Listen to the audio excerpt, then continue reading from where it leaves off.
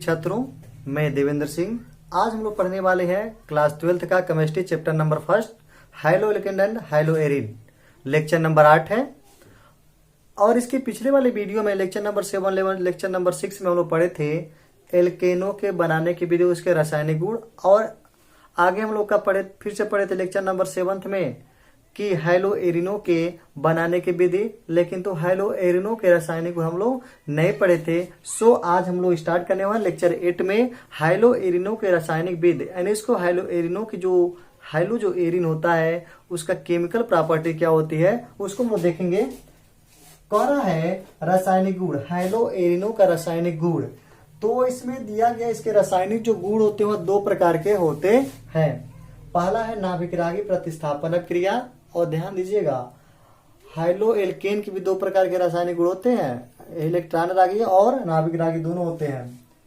तो इसके भी दोनों होते हैं। हाइलो एरिनो का रासायनिक जो गुण है ये भी 2 प्रकार के होते हैं। पहला नाभिक रागी प्रतिस्थापन क्रिया, न्यूक्लियोफिलिक सब्स्टिट्यूशन रिएक्शन। इलेक्ट्रॉन रागी प्रतिस्थापन क्रिया, इलेक्ट्रोफिलिक सब्स्टिट्यूशन रिएक्शन। अब हम लोग पहला हेडिंग डालेंगे नाभिकरागी प्रतिस्थापन अभिक्रिया। जो नाभिकरागी प्रतिस्थापन अभिक्रिया है वह उसमें से पहला हम लोग का है, नाभिकरागी प्रतिस्थापन अभिक्रिया का पहला है अनुनाद प्रभाव, रेजोनेंस इफेक्ट। अब रेजोनेंस इफेक्ट हम लोग पढ़ेंगे। अनुनाद प्रभाव हम लोग फर्स्ट टाइम पढ़े थे कि अनुनाद मतलब एक रूप से दूसरे रूप में टूटना, यानी बांध का स्थानांतरण। तो इसमें हम लोग पढ़े, वहां पर हम लोग फर्स्ट टाइम पढ़े थे बेंजीन का अनुनाद प्रभाव। और इसमें हम लोग पढ़ेंगे क्लोरोबेंजीन का जो अनुनादी प्रभाव है उसको हम लोग देखते हैं। सो इसको पूरा का पूरा अच्छी तरह से समझ लीजिएगा, ध्यान दीजिएगा सबको। अनुनादी प्रभाव में पहला हम लोग का है क्लोरोबेंजीन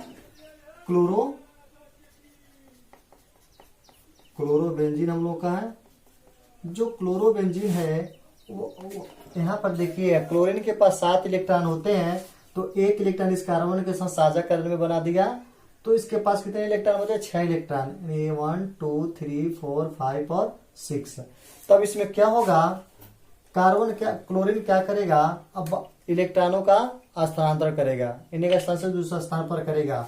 तो यहाँ पर देख रहे हैं क्लोरीन के पास है 3 लोन पेयर इलेक्ट्रॉन है। तो यह जो इलेक्ट्रॉन है इस बांड पर आएगा।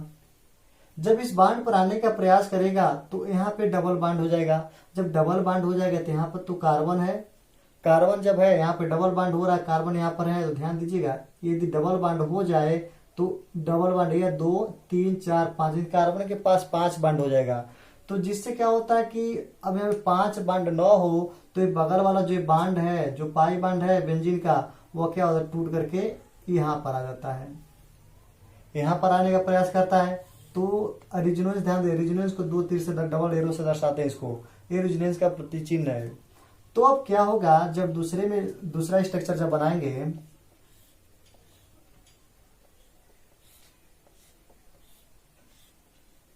तो ए बांड तो टूट गया। पहले यहां पर आइए, एक क्लोरीन है, 2 लोन पेयर इलेक्ट्रॉन बचेंगे, 1 लोन पेयर यहां पर आ गया है। और यहां पर आने के बाद यहां पर पॉजिटिव चिन्ह हो गया, क्योंकि यहां से इलेक्ट्रॉन बाहर निकल गया तो यहां पर पॉजिटिव चिन्ह हो गया। और यहाँ पर आने से यहाँ पर निगेटिव चिन्ह होना चाहिए, बट ये बांड टूटकर यहाँ पर आ गया तो ये निगेटिव चढ़ कहाँ पर चला जाएगा, यहाँ पर चला जाएगा, जिससे ये बांड टूटकर यहाँ पर आ गया। अब ये बांड और ये बांड से बचे। अब कोई भी कार्बन ये नहीं चाहेगा कि हमारे पास इलेक्ट्रॉन रहे, तो निगेटिव चार्ज को क्या करेगा, यहाँ पर स्थानांतरण करेगा। जब ये निगेटिव चार्ज को यहाँ पर स्थानांतरण करेगा तो इस कार्बन के पास जैसे ही स्थानांतरण करेगा तो डबल बांड बनेगी। जब डबल बांड बनेगी तो यहाँ पर 5 बांड हो जाएगा। डबल बांड जैसे बनेगा यहाँ पे और यहाँ डबल बांड, तो यहाँ पर बांड नहीं हो सकता, क्योंकि यहाँ पे हाइड्रोजन कार्बन के 5 बांड हो जाएगा। तो ये बांड यहाँ से फिर से टूट करके यहाँ पर आता है। अब अगले स्टेप में क्या होता है,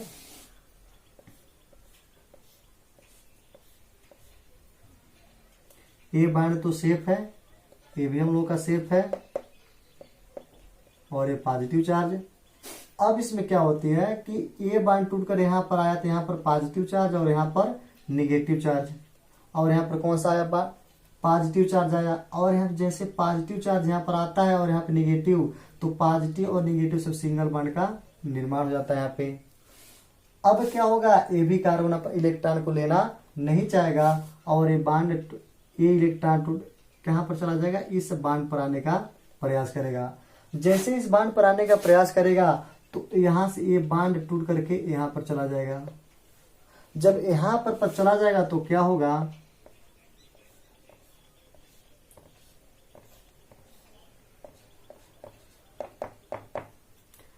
यहां पर पॉजिटिव चार्ज, अब यहां से यहां गया, ये तो ठीक है, ये भी हम लोग सेफ है। ये बांड टूट कर यहां जाएगा तो यहाँ पर निगेटिव चार्ज और यहाँ पर क्या आ जाएगा, पॉजिटिव चार्ज। तो इस पर हम लोग कर देंगे निगेटिव चार्ज, और यहाँ देखेंगे पॉजिटिव चार्ज था और यहाँ पे निगेटिव, तो एक सिंगल बांड का निर्माण हुआ। यदि अगले स्टेप में करें तो ए बांड टूट करके, यदि अगला स्टेप देख ले रेजोनेंस का, तो ए बांड टूटेगा,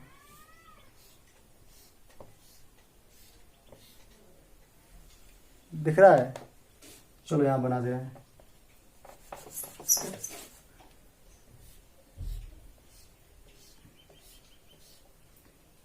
ए बांड सेफ है, ए बी बांड हम लोग का सेफ है। यदि निगेटिव चार्ज कहाँ जाने का प्रयास करेगा, यहां पर जाने का प्रयास करेगा, यहां पर जाने का प्रयास करेगा इस बांड पे, और इस बांड पर जब जाएगा तो यहां ध्यान दीजिएगा, यहाँ पर डबल बांड है, ये भी डबल बांड है, ये भी डबल बांड है, और ये भी दो सभी जगह डबल बांड है। तो ए बांड जब होगा ये टूटकर यहाँ जाने का प्रयास करेगा। यहाँ सभी जगह जब डबल बांड है, क्योंकि यहाँ पर जो बांड इलेक्ट्रॉन जो दिया था यहाँ से इलेक्ट्रॉन जो दिया था डबल बांड हो गया था। अब क्या होगा, यहाँ जब इलेक्ट्रॉन जाते बांड टूटकर यहाँ पर आएगा, और जिससे यहाँ क्लोरीन के पास अपना lone pair 3 lone pair electron हो जाएगा और ये डबल बांड यहाँ पर प्राप्त हो जाएगा।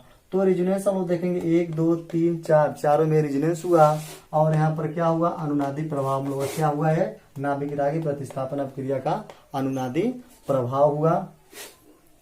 तो इसमें एक अलग एक हम लोग यहाँ पर एक चीज देखने को मिलता है कि यहाँ पर भी आर्थो पोजीशन पे, मेटा पोजीशन पे और पैरा पोजीशन पे निगेटिव चार्ज है। तो एक क्वेश्चन हम लोग को बनता है कि जब भी हम लोग नाइट्रिकरण हुआ, सल्फोनीकरण हुआ, चाहे हाइड्रोजनीकरण हुआ, तो आर्थो मेटा पैरा पर क्यों जाते हैं सब। तो रीजन ये हम लोग का यही होता है, क्योंकि जो निगेटिव जब भी हम लोग का रेजोनेंस कराते हैं तो निगेटिव चार्ज वाला जो पोर्शन होता है हम लोग का आर्थो मेटा पैरा पर ही जाता है। अब हम लोग का अगला टॉपिक हम लोग का है CX वाला बांड है। ये CX जो हम लोग का है करा, CX आबंध में कार्बन परमाणु के संकरण में अंतर। तो हम लोग एक चीज जानते हैं कि जहाँ पे sp, sp2, sp3, sp3d, यानी हम लोग का क्या होता है, जो हम लोग का संकरण जो होता है, यदि यश के जो लक्षण होंगे, जहां पर यश के लक्षण अधिक होंगे वहां पे क्रियाशीलता, यानी क्रियाशीलता कह सकते हैं, वहां पर आकर्षण सबसे ज्यादा होती है। जहां पर यश के लक्षण जितना अधिक होंगे वहां पर अट्रैक्शन बल सबसे ज्यादा होगी। यहाँ पर ध्यान देंगे, सबसे एग्जाम्पल के रूप में एक चीज देख, यानी कह सकते हैं यश के लक्षण जितना अधिक होगा वहां वह उतने ही दृढ़ता से बंधे रहेंगे। जैसे मान लीजिए यदि sp2 हो, sp3 हो, चाहे sp हो, तो इसमें हम लोग देखेंगे कि यश और पी दो लोग हैं, तो यश के 50% है और पी के भी 50% लक्षण है, ठीक है भाई। और sp2 में पी के 2 और यश के 1, 2 1 3, यानी कुल मिला करके इसका हो जाएगा कितना, 33% यश का लक्षण आएगा और पी का 33 आ जाएंगे दोनों पी का। और यहाँ पर देखेंगे 3 1 4, 4 भाग में डिवाइड करेंगे तो यश के कितने लक्षण आ जाएंगे, 25% और 75% पी के लक्षण आएंगे। तो हम लोग देखेंगे जहां पर यश के लक्षण जितना अधिक होगा वहां पर दृढ़ता बंध भी उतना ज्यादा होगी, आकर्षण बल की मात्रा बहुत ही ज्यादा होगी। तो इसमें देखेंगे 50% sp है और 33% sp2 है और 25% sp3 है। तो ऐसे एक एग्जांपल हम लोग लेंगे हाइलो एरिन तथा हाइलो एल्केन में। तो हाइलो एरिन और हाइलो एल्केन हम लोग देखते हैं कि किसमें कौन सा बांड है, यानी किसमें हाइब्रिडाइजेशन कितना, किसमें sp2 है, किसमें sp3 है, किसमें क्या है, उसके बारे में हम लोग इसमें देखेंगे हाइलो एरिन और हाइलो एल्केन। पिछले वाले वीडियो लेक्चर नंबर 1 में हम लोग देखे थे हाइलो एरिन क्या होता है और हाइलो एल्केन क्या होते हैं। फर्स्ट सेकेंड में हम लोग देखे थे। तो हैलो एरिन में बेंजीन और हाइड्रोजन समूह, तो हैलो एरिन और कार्बन से कोई भी हम लोग का एल्किल समूह जुड़ा हो और उसके संग कोई हाइड्रोजन समूह जुड़ा तो हाइलो एल्केन। तो हम लोग वहां पर पढ़े थे कि जो हाइलो एरिन होते हैं वहां पे कौन सा बॉन्ड होगा, कौन सा हाइब्रिडाइजेशन होगा। यहाँ पे देखिए कौन सा हाइब्रिडाइजेशन यहाँ पर होगा, यहाँ पे 1 सिग्मा 2 सिग्मा 3 सिग्मा, तो यहाँ पर कौन सा होगा sp2 होगा। और यहाँ पे कौन सा हाइब्रिडाइजेशन होगा 1 2 3 4, यानी यहाँ पर sp3 होगा। तो देख रहे हैं यहाँ पे कि यहाँ का sp लक्षण, यश का लक्षण कितना है, यश का लक्षण, यहाँ पर यश का लक्षण कितना हुआ है 33%, क्योंकि 2 1 3 भाग होगा 33% आएंगे, और यहाँ पे 3 1 4, यानी यश का लक्षण कितना हुआ 3 1 4 25% हुआ ना। यश का लक्षण यहाँ पे 25% हुआ है। तो हम देखेंगे कि इसमें यश का लक्षण इसकी अपेक्षा बहुत अधिक है, 25% यहाँ 33% यहाँ है, यानी आकर्षण बल हाइलो एरिनो का आकर्षण बल दृढ़ता बल अधिक होगी और इसका जो दृढ़ता बल इसकी अपेक्षा कम होगी।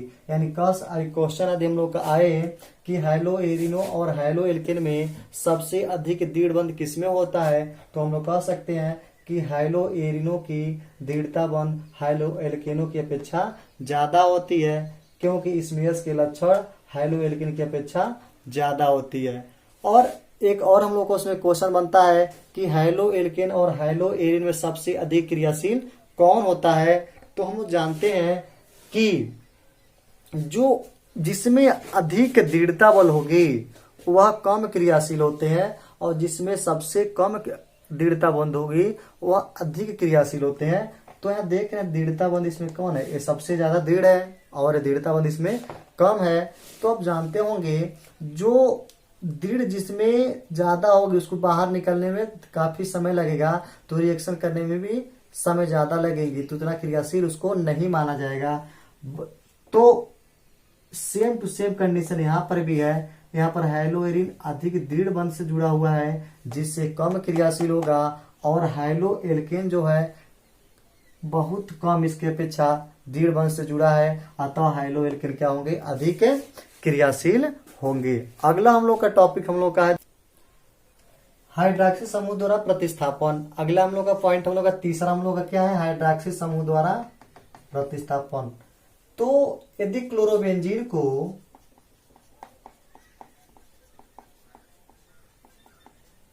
क्लोरीन और क्लोरोबेंजीन को जलीय सोडियम हाइड्रोक्साइड के साथ 623 केल्विन ताप पर 300 एटीएम 300 एटमॉस्फेयर वायुमंडलीय दाब पर जब अभिक्रिया कराते हैं तो क्लोरोबेंजीन जो होती है, जो होता है क्लोरोबेंजीन इसके साथ अभिक्रिया करता है इन सब के साथ, तो फिनाल बनाता हम लोग का फिनाल प्राप्त होता है। ये सोडियम NaCl बना देते हैं और OH समूह यहाँ पर आकर ऐड हो जाता है और फिनाल का निर्माण होता है। इसी प्रकार अदर हम लोग के एग्जाम्पल बहुत अच्छे अच्छे एग्जाम्पल हैं, आगे हम लोग देख लेंगे और नोट भी कर लेंगे। देखेंगे अब इसमें इसी के आधार पे कि जो लोग नाइट्रोक्लोरोबेंजीन हम लोग का है, यदि एक क्लोरोबेंजीन था तो यहाँ पर OH समूह आएगा। यदि हम लोग को पैरा पोजिशन पे आर्थो पोजिशन पे, आर्थो इसको मान लो आर्थो यहाँ पे इससे रिलेटेड है, तो आर्थो पोजिशन में नाइट्रो समूह है तो इसका नाम क्या हो जाएगा, आर्थो से न लेकर के कह सकते हैं क्लोरो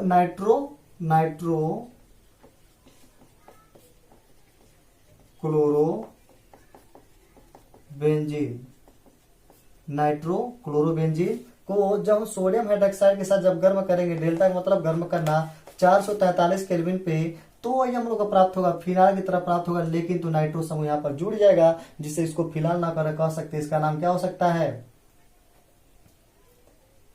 नाइट्रो फिनाल भी कह सकते हैं, इसको नाइट्रो फिनाल, यानी आर्थो पोजिशन जुड़ा था आर्थो नाइट्रो फिनाल, इसको कह सकते हैं हम लोग आर्थो नाइट्रो क्लोरोबेंजीन भी कह सकते हो, और NaCl हम लोग क्या हो जाएगा बाहर निकल जाएगा। अगला हम लोग का यदि आर्थो पोजिशन पर नाम लिखा पैरा पोजिशन को, आर्थो मेटा पैरा पोजिशन को, तो क्या हो जाएगा nitro and para nitrochlorobenzene, para nitro chlorobenzene को जब सोडियम हाइड्रोक्साइड के साथ जब गर्म करेंगे 443 केल्विन पे, तो सेम टू सेम वो यहीं पर आ जाएगा। नाइट्रो यहाँ पर है तो नाइट्रो पैरा पोजिशन हो जाएगा और ये NaCl बाहर हो जाएगा। तो हम लोग क्या हो जाएगा, आर्थो पैरा है जी, पैरा नाइट्रो फिनाल हो जाएगा। उसी तरह से भी हम लोग का है कि यदि हम लोग यहां देखिएगा, यदि हम लोग क्या कर रहे हैं कि जब देखिएगा यहाँ पर इसको 1 मान लो, 2 मान लो, 3 मान लो और 4 मान लो, तो 2,4 डाई नाइट्रो क्लोरोबेंजीन के साथ है जब सोडियम हाइड्रोक्साइड की उपस्थिति में 368 केल्विन पर इसको गर्म करेंगे तो क्या आपको प्राप्त हो जाएगा, 1 2 3 4 मान लो, तो 2,4 डाई नाइट्रो फिनाल प्राप्त हो जाएगा। इसका नाम देख लीजिएगा, 1 2 3 4 2,4 2 नाइट्रो डाई नाइट्रो क्लोरोबेंजीन हो जाएगा ये हम लोग का। और यह उसका नाम हो जाएगा 2,4 डाई नाइट्रो फिनाल हो जाएगा। इसका नाम लिख लीजिएगा, सब जगह नहीं होने का नहीं लिख रहे हैं। और यह हम लोग हो जाएगा 2 यानी 1 2 3 4 5 6 2 4 6 3 नाइट्रो ट्राई नाइट्रो क्लोरोबेंजीन को जब सोडियम हाइड्रोक्साइड के साथ जल की उपस्थिति में जब गर्म करेंगे तो हम लोग क्या हो जाएगा, पिक्रिक अम्ल। इसका नाम हम लोग का है पिक्रिक अम्ल। बीएससी में बहुत अच्छा है हम लोग का है, पिक्रिक अम्ल के बारे में पढ़ते हैं उसमें। पिक्रिक अम्ल, इसका नाम हो जाएगा पिक्रिक अम्ल। साधारण नाम हो जाएगा, उस तरह से नाम लिखना हो तो 2,4,6 ट्राई नाइट्रो फिनाल कर सकते हैं। आज के लिए बस इतना ही। ओके, बहुत बहुत धन्यवाद। और जितने लोग इस चैनल पर नए इसको सब्सक्राइब जरूर कर दीजिएगा। अभी तो हम लोग पढ़ रहे थे नाभिक स्नेही प्रतिस्थापन प्रक्रिया और यहाँ पे समापन हुआ। अब हम लोग पढ़ेंगे इलेक्ट्रॉन स्नेही प्रतिस्थापन प्रक्रिया। इसको तब तक आप लोग लिख लीजिए।